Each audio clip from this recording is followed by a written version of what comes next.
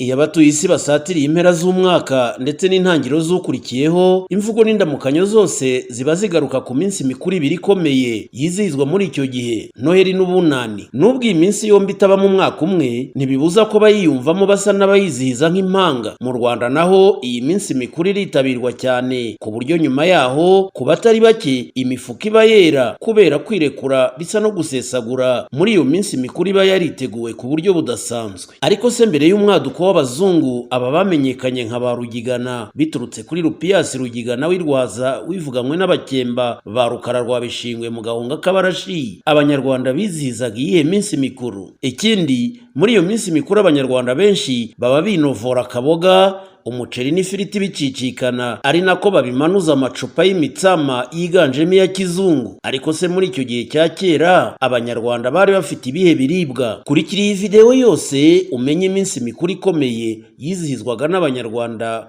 mbere y'umwaduko w'abazungu, umenye nuko bimwe mu biribwa n'ubu bikiryohera Abanyarwanda byagiye biruzanwamo n'abami barwo. Turaza no kunyura mu nzira z'Ubwiru, ari naho dusanga ya minsi mikuru ikomeye n'uburyo zari imbaraga z'u Rwanda, bigatuma ari umukoroni wo mu ipantaro ndetse na mwene wabo wo mu ikanzu barwanya ubwo bumwe bw'Abanyarwanda ngo babone uko babakandamiza nta gutaka. Kumenya iminsi mikuru ikomeye yizihizwaga mu Rwanda mbere y'umwaduko w'inyandiko nacyo ni kimwe mu birari bitibeshya by'amateka y'iki gihugu. Ibi kandi nanone bikaba byiza ndetse bikaba na ngombwa ko abenegihugu bakomeza kurinda, kubungabunga no guhererekanya uwo murage kugira ngo n'abazaza mu myaka ibihumbi nyuma yacu bazawusange nk'uko abatubanjirije bawudusigiye. Iyi ni nayo ntego nyamukuru ya HISTORIA Space GPN, intego tutageraho tutabifashijwemo namwe mwamenye uru rubuga, mukaba muzakomeza kurumenyesha n'abandi, ari nako muduha ibitekerezo n'inama zinyuranye. Tugarutse ku minsi mikuru cyangwa se ibihe bikomeye byarangaga umwaka w'Abanyarwanda, tugiye kubona ko ku isonga hari ibintu bibiri byizihizwaga ariko ku buryo butandukanye: umunsi mukuru w'umuganura n'igisibo cyo gukura Gicurasi. Uti hakorwaga iki? Byakorwaga bite? Reka duhere ku muganura. Mu gitabo cye Un abrégé de l'histoire du Rwanda, Alexis Kagame umuganura uvuga muri aya magambo: ibirori bikomeye kurusha ibindi byose byari byarahariwe gusangira umutsima wa mbere w'amasaka mu kwezi kwa Kamena kuri kalendari tugenderaho ya Gregori ni ukwezi kwa gatandatu. Ariko muri icyo gihe mu mitondekere y'amezi ya Kinyarwanda kwari ukwa 10, kuko umwaka wabo watangiranaga na Nzeri, ariko kwa 9 ko mwibara twazaniwe na ba Rugigana. Uko kwezi bakwitaga Kamena kuko amasaka ya mbere yabaga yeze. Hirya no hino humvikana imihini y'abasekuraga igiheri bakakwita Kamena amasekuru. Alexis Kagame akomeza asobanura ko mbere yo gusangira umutsima w'amasaka mu birori by'umuganura habaga harabanje ibindi birori ariko bitamenyekanye cyane byo gusangira umurorano. Ibi byo byari ugusangira umutsima w'uburo bawurisha ibishyimbo byitwaga ibiharo. Ibi birori byo bikaba byarakorwaga muri Werurwe kwari ukwezi kubanziriza itumba ryeruye, imvura itangiye kugwa buhoro buhoro. Abanyarwanda bakakubwira basa n'abagukabura bati Werurwe, ariho havuye Werurwe. Uyu musangiro w'umurorano ukaba waributsaga ibirori cyangwa se umuhango wa kera wakorwaga mbere y'uko Abanyarwanda batangira gukoresha amasaka. Icyo gihe aho umwami yakoreraga umuhango w'umurorano muri Werurwe niho yagumaga kugeza hizihirije umuganura muri Kamena. Inzira y'umuganura yari imwe mu nzira 18 zari zigize inzira z'Ubwiru mu Rwanda mu gihe cy'ingoma ya Cyami. Inzira z'Ubwiru zarimo iz'ubukungu, iz'umutekano w'igihugu n'inzira zo gukomeza ubwami. Zari zigizwe kandi n'urusobe rw'imihango n'imigenzo bifite amategeko agena uko bikorwa mu bihe runaka nk'uko bikorwa mu madini y'ubu. Abashinzwe iyo mihango bitwaga Abiru. Umuganura cyangwa se inzira y'umuganura cyari igikorwa gikuru, ukaba n'umuhango ukomeye w'igihugu. Inzira y'umuganura yakorwagamo imihango ngarukamwaka igamije gufasha Abanyarwanda kweza imyaka myinshi igihugu kikagira uburumbuke. Uyu muhango waheraga ibwami, umwami agatanga umuganura bagasangira bishimira umusaruro igihugu cyejeje. Kuva ku ngoma ya Gihanga ngoma ijana kugeza ku ngoma ya Ndahiro wa kabiri Cyamatare, inzira y'umuganura mu Rwanda yarakorwaga. Gusa umuganura waje kugira agaciro agaciro gakomeye ku ngoma ya Ruganzu wa kabiri Ndori ubwo yabundukaga ari byo guhunguka k'umwami agasanga igihugu kimaze imyaka 11 kitagira umwami n'umuganura usa n'uwibagiranye. Ku rwego rw'igihugu ibirori by'umuganura byayoborwaga n'umwami ubwe, naho ku rwego rw'umuryango uyu muhango ukayoborwa n'umukuru w'umuryango. Nyuma rero yuko uhagarariye umuganura yabaga amaze kurya ku mutsima w'umuganura, abandi bari bahari haba ibwami cyangwa muri buri muryango barisanzuraga bakarya kuri uwo mutsima wabaga uvuye ku musaruro wa mbere. Mu muhango nyirizina baganuzaga umwami amata, amasaka n'izindi mbuto nkuru arizo uburo, inzuzi n'isogi, ariko bakongeraho n'ibindi byose byabaga byeze muri icyo gihe. Umwami yafataga umwuko agatangiza umuhango wo kuvugira umutsima rubanda agiye kuganuza, akawuvuga apfukamye yerekana icyubahiro yabaga ahaye abayobora ndetse n'igihugu. Nyuma y'umuhango wo kuganura hakurikiragaho ibirori by'umuganura byasozwaga n'igitaramo cy'imihigo. Muri ibyo birori umwami yamurikirwaga umusaruro unyuranye w'abanyarwanda bavuye impande zose z'igihugu, hakaba amarushanwa y'indashyikirwa. Kuri uwo munsi kandi imiryango nayo yarateranaga maze umutware w'umuryango akayobora umuhango w'umuganura n'ibirori byawukurikiraga. Ntabwo ariko kwari ugupfa kurya, kuko hari imitongero yabigenewe byajyanaga. Uwatamiraga intore y'uwo mutsima w'umuganura yarawutongeraga, ariko ari nko kubwira amasaka ati ndakurya ntundya, ndagusarura ntunsarura, ndaguhinga ntumpinga. Ibi byari ugusaba ko gusarura no kurya icyo gihingwa cy'amasaka bigirira akamaro ukirya, kandi ingaruka yose mbi yagiturukaho ikabiburijwemo. Ibirori byo gusangira umuganura kandi cyari igikorwa gikomeye cyo gushimira Imana y'u Rwanda, kuko ariyo yari hejuru ya byose, ikaba ari itanga uburumbuke bwose ku bantu, ku bitungwa ndetse no ku bihingwa. Uyu munsi wari umunsi ukomeye ku rwego rw'igihugu, ukaba ngarukamwaka, ku buryo ari wo wafashije abanditsi b'amateka kumenya ibirari by'amateka abami bategetse, harimo Kigeli wa kane Rwabugiri n'abamubanjirije. Umuganura rero ni kimwe mu byatumye u Rwanda ruba igihugu gikomeye kitavogerwa, kuko watumaga abanyarwanda bunga ubumwe n'umwami wabo, bityo igihugu cyose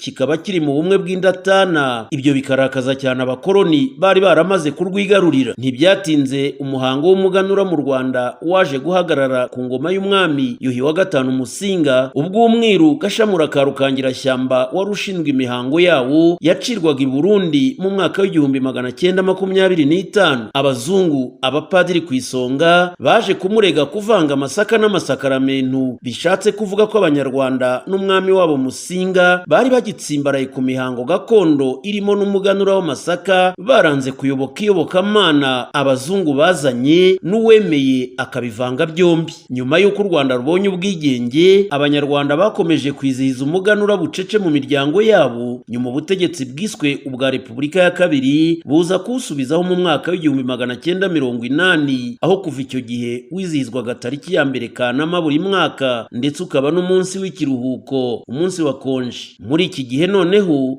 umunsi mukuru w'umuganura wizihizwa buri wa gatanu wa mbere w'ukwezi kwa Kanama, hagendewe ku iteka rya perezida nimero 54 agakoni kaberamye 01 ryo kuwa 24 Gashyantare umwaka wa 2017. Uyu munsi umuganura urizihizwa, ariko ntugishingiye ku masaka, dore ko atakiri n'ikiribwa cy'ibanze, ndetse hanabaye politiki isa n'iyaca nubwo ari mu kirangantego cy'igihugu. Mbere y'uko tugera ku gisibo cya Gicurasi, reka tubanze turebe uko ibihingwa bitari gakondo mu Rwanda byahageze bisanga uburo n'amasaka n'aho byaturutse. Amateka dufite agaragaza ko ibihingwa bya mbere byageze mu Rwanda bikuwe hanze y'igihugu ari bitatu, ndetse no kugeza uyu munsi bikaba biri mu biribwa by'ibanze bitunze abanyarwanda.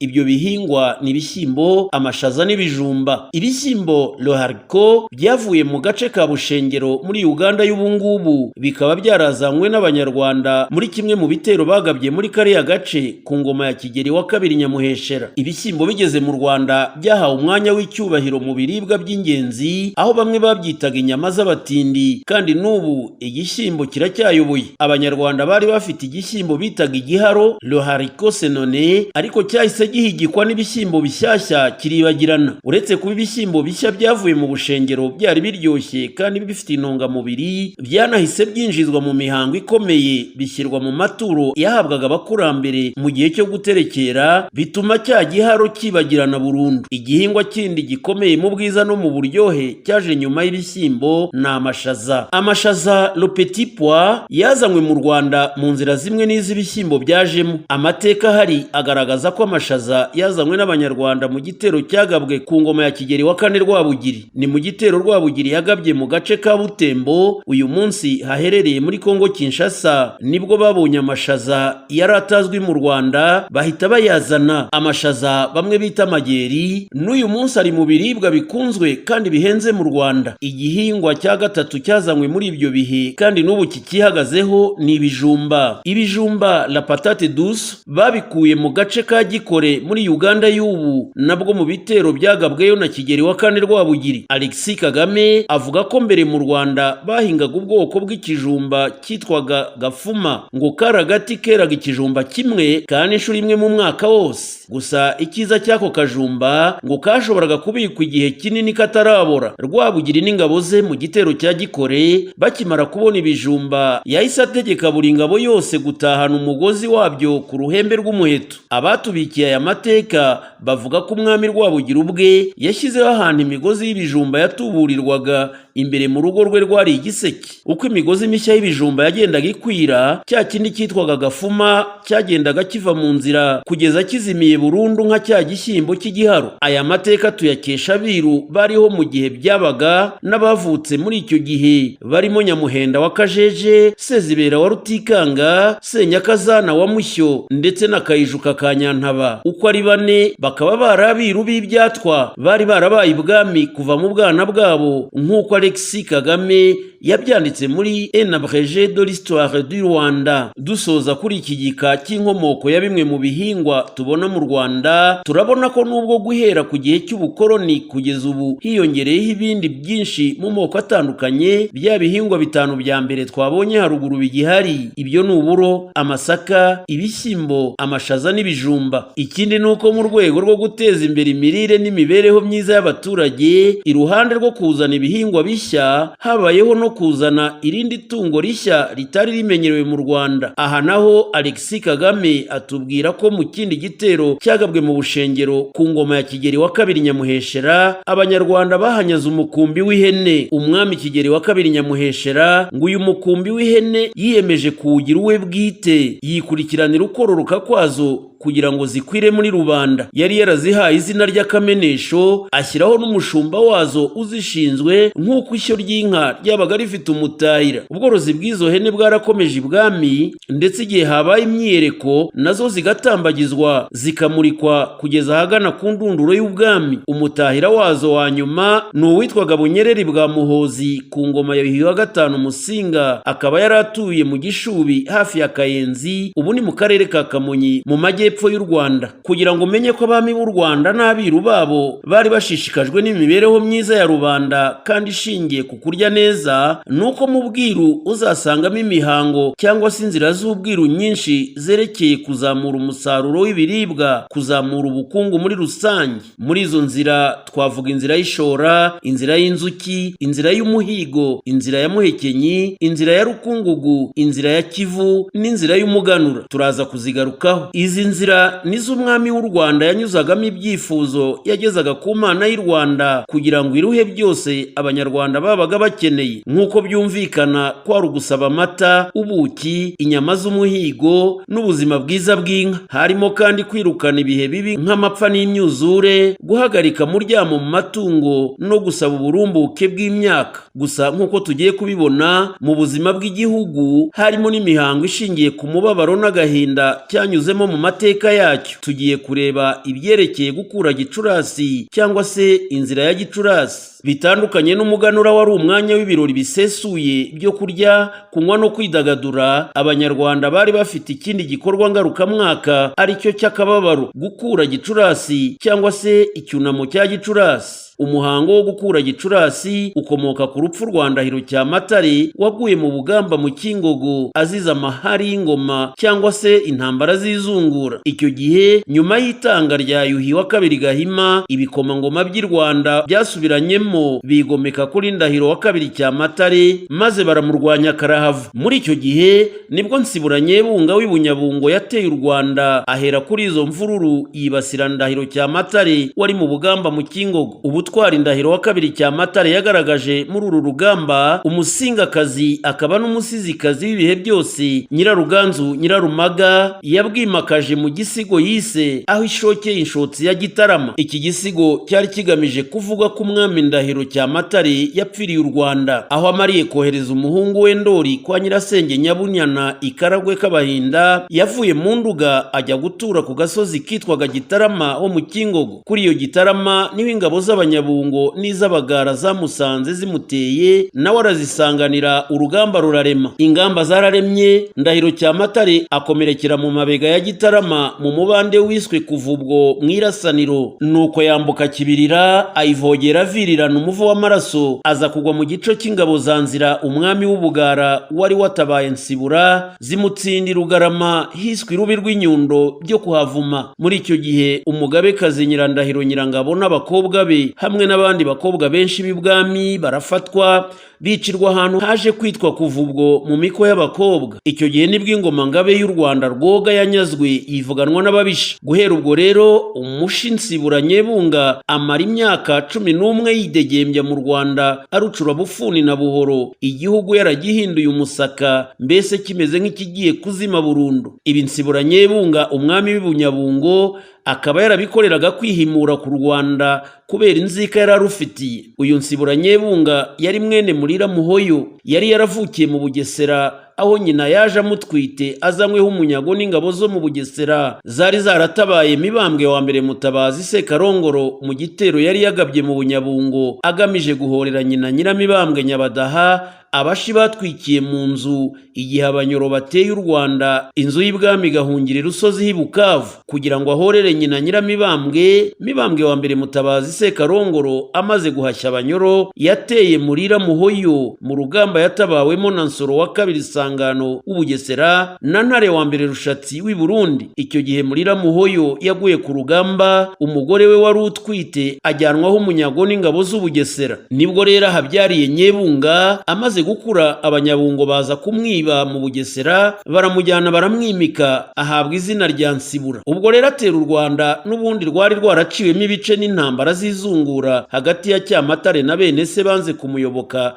bagahitamo kumurwanya batanatinye kwifatanya n'abanyamahanga, mu gihe Nsibura we yaragambiriye ahanini guhorera se muri Yamuhoye. Iri hururu niryo Ndahiro wa kabiri Cyamatare yaguyemo. Urupfu rwakurikiwe n'akaga gakomeye ku Rwanda rwamaze imyaka 11 nta ngoma nta mwami. Mu byabaye byose ariko Ndahiro wa kabiri Cyamatare yagaragaje ubutwari no gukunda igihugu ku buryo bukomeye, ari naho Nyirarumaga yagize ati aho ishokeye inshotsi ya Gitarama. Inshotsi ya Gitarama rero Nyirarumaga yavuze ni Ndahiro Cyamatare. Bikanavuga ko umuhungu we Ndori ari we Ruganzu wa kabiri yaje kuhira inka kw'iriba se yari yarazidahiyeho. Izo nka n'imvugo y'ubusizi ivuga Abanyarwanda. Koko rero aho Ndori abundukiye ava ikaragwe k'Abahinda afatanyije n'uwo Nyirarumaga ubyivugira, u Rwanda barumaze igise cy'inyota yo kuruhorera no kuruhashyamo amagomerane yose. Ndahiro Cyamatare yatanze muri Gicurasi. Uko kwezi kwamubereye injyana muntu,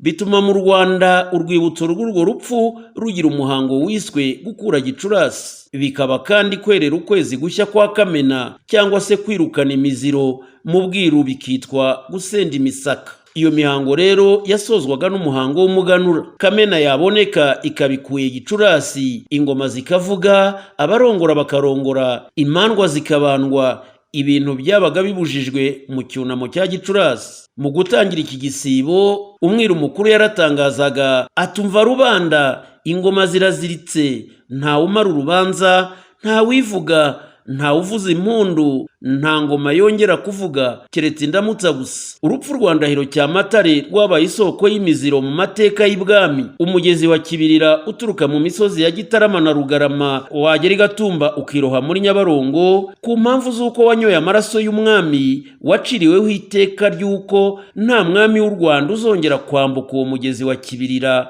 wabaye inkora amaraso ya cyami. Izina rya Ndahiro naryo kubera iryo shyano ry'urupfu rwapfakaje u Rwanda rukanyagwa n'ingabe yarwo rwoga, u Rwanda rukirenza imyaka isaga 10 muri ako kangaratete, ryaciriweho iteka ry'uko nta mwami w'u Rwanda uzongera kwitwa iryo zina Ndahiro nk'izina ry'ubwami. Ibikorwa byose byakorwaga mu nzira ya Gicurasi, imihango n'imitongero byose byajyanaga n'iyo nzira byari bigamije gusaba Imana y'u Rwanda ngo irinde u Rwanda n'abanyarwanda hato rutazongera kugwirwa n'ibyago nk'ibyabereye irubi rw'inyundo n'inkurikizi zabyo n'ibindi byose bisa nabyo. Cyatangiraga mu kababaro ari byo kwirabura, kigasozwa mu birori n'ibyishimo ari byo kwera. Imihango yose yamaraga ibyumweru 2. Reka ariko dusoze iyi video tureba muri make za nzira 18 z'ubwiru zagengaga ubuzima bwose bw'igihugu nk'uko uyu munsi havugwa itegeko nshinga n'andi mategeko. Izi nzira 18 zari zigabanyijemo ibice cyangwa ibyiciro bitatu, zigakorwa mu bihe bitandukanye n'abami banyuranye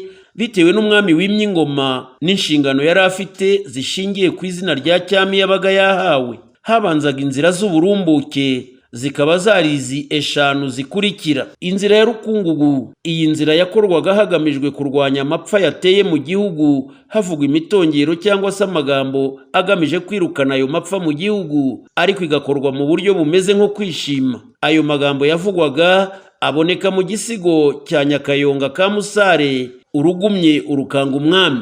Inzira ya kabiri yari inzira ya Kivu. Iyi nzira yakorwaga iyo mu gihugu habaga haguye imvura y'amahindu cyangwa se imvura nyinshi yigize urushyana ku buryo yateza icyorezo. Icyo gihe hicwaga umwe mu bavubyi bikozwe n'abiru, akaba igitambo cyo kuba iyo mvura itarakumiriwe kandi abavubyi bari babifitiye ubushobozi nk'uko imyemerere y'icyo gihe yari imeze. Inzira ya gatatu yari inzira y'umuhigo. Iyi nzira yakorwaga n'umwami igihe yabaga yitegura kujya guhiga agira ngo azabone umuhigo ndetse we nabo bajyanye guhiga bazahahe baronke mu rugendo rwo guhiga bagiyemo. Inzira ya kane yari inzira y'inzuki. Iyi nzira yakorwaga n'abavumvu ku rutare rw'inzuki, bakarutera icyuhagiro bakavuga ko ubwo inzuki zigiye gusohoka mu rutare zikinjira mu mizinga zizatanga ubuki buhagije. Inzuki ziri mu gihugu zigatanga umusaruro uzabeshaho abaturage aho kugira ngo zibereho kubadwinga gusa. Inzira ya gatanu ari nayo ya nyuma muri iki cyiciro cy'inzira z'ubukungu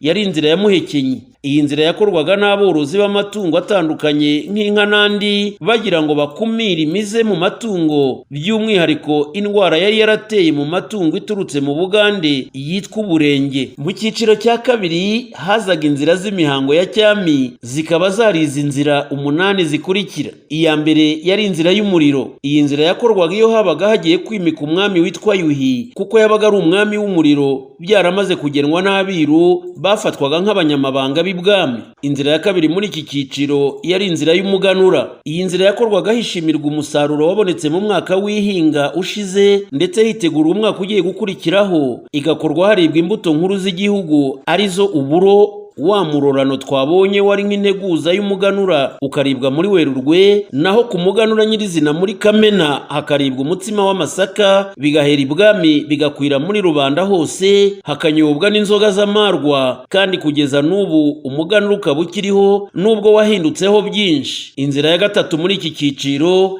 yari inzira ya Gicurasi. Iyi nzira yakorwaga imeze nk'aho ari igisibo cyangwa icyunamo cyo kwibuka abakurambere b'abami b'u Rwanda, Ndahiro Cyamatare ndetse n'umuhungu we Ruganzu Ndori, kuko batanze muri uku kwezi kwa Gicurasi. Hazaga kandi inzira y'ishora. Iyi nzira yakorwaga hahumanurwa cyangwa hezwa amariba azashorwamo inka. Iyi nzira ikaba yarakorwaga n'abami Mutara na Kirima bari bashinzwe inka cyangwa ubworozi muri rusange. Iyi nzira kandi ikaba yari inzira yagombaga kwitabwaho cyane n'abiru kuko yamaraga igihe kirekire. Ikaba yari ishingiye ku gisigo cy'inka abiru b'u Rwanda bigishijwe n'abi Burundi ku ngoma ya Mutara Semugeshi, ari nabwo izina Mutara ryinjijwe mu mazina ya cyami mu Rwanda. Hakaza inzira y'ubwimika. Iyi nzira yakorwaga himika umwami mushya, igakorwa mu ibanga rikomeye kugira ngo ishyanga cyangwa se undi mwanzi uwo ari we wese batamenya ibyabaye ibwami, akaba ariyo mpamvu yitwaga iy'ubwimika. Inzira ya gatandatu muri iki cyiciro yari inzira y'amapfizi. Iyi nzira yakorwaga hatoranywa imfizi iruta izindi mu zari ziri ibwami. Urugendo rwo gutoranya iyo mfizi iruta izindi nirwo bitaga inzira y'amapfizi mu mihango ya cyami. Mu nzira abiru babwiye Alexis Kagame, iyi nzira y'amapfizi ntiyashoboye kuboneka. Inzira ya karindwi muri iki cyiciro yari inzira y'ubwihisho. Iyi nzira yakorwaga hagamijwe guhisha umwami mushya abaturanyi n'abari ishyanga muri rusange. Umwami yahishwaga iminsi 8 mbere y'uko ku munsi wa 9 akurwa mu bwihisho akamurikirwa abakurambere, ndetse agahita ajyanwa ku murwa mukuru akerekwa rubanda. Inzira ya 8 ariyo ya nyuma muri iki cyiciro yari inzira y'ikirogoto. Iyi nzira yakorwaga hatabarizwa abami babaga batanze, cyane cyane abami b'intambara nka Kigeli na Mibambwe. Icyo gihe hakirindwa gukoreshwa ijambo gutanga rigasimbuzwa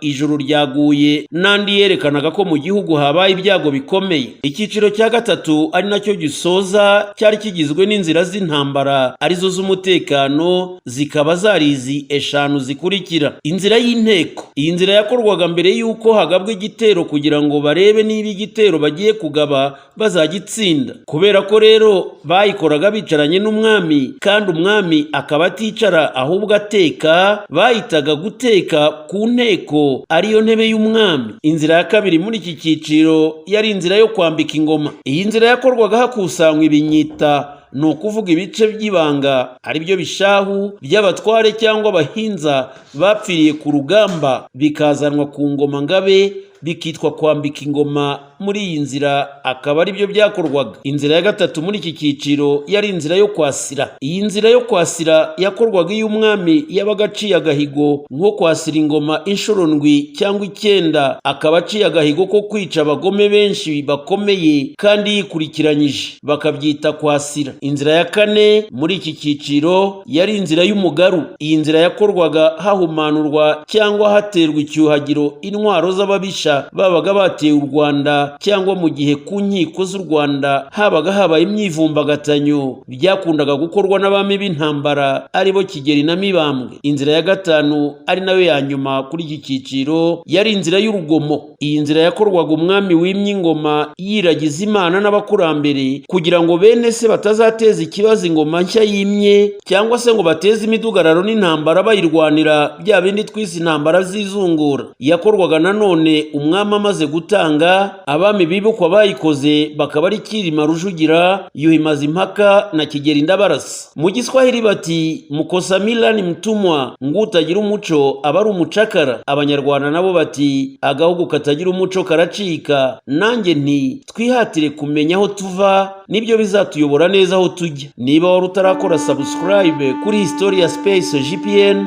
uyu ni wo mwanya ukwiye. Bibaye byiza kandi wakora like ndetse na share ku nshuti zawe, utibagiwe kuduha igitekerezo, icyifuzo ndetse n'inyunganizi. Iyo ukanze kunzogera bituma iteka umenya mu bambere ko hari video nshya isohotse.